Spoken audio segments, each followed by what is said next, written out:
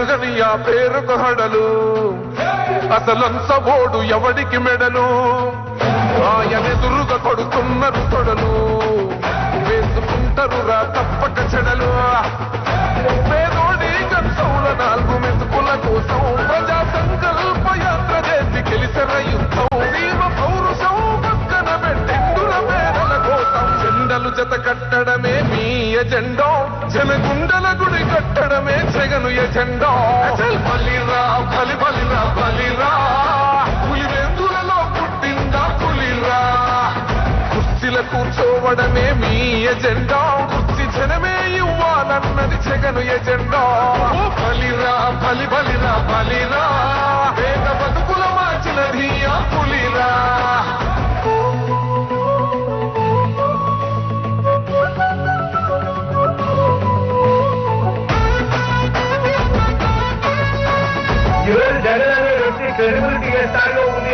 మా ఇంటికి తెచ్చిండు ప్రభుత్వం మా చేతికి ఇచ్చిండుర పథకం మా పంటకు తెచ్చిండుర పైరు మారింది పల్లె బతుకుల తీరు రైతు పిఠాపురం సభతో 2024 ఎన్నికల ప్రచారానికి జగన్ ముగింపు పలికారు. జనవరి 28న ప్రారంభమైన ఎన్నికల ప్రచారం ఈ రోజుతో ముగిసింది. 3 రకాలుగా జగన్ ప్రచారం కొనసాగించారు. ఉత్తరాంధ్ర, కోస్తా, సీమను కవర్ చేస్తూ 4 సిద్ధం సభలు ఏర్పాటు చేశారు. భీమిలి, దెందులూరు, రాప్తాడు, మేదరమెట్లలో సిద్ధం సభలకు జన సునామీ తలపించింది. రెండో విడతలో 22 రోజుల పాటు 2100 కిలోమీటర్ల మేర బస్సు యాత్ర కొనసాగించారు.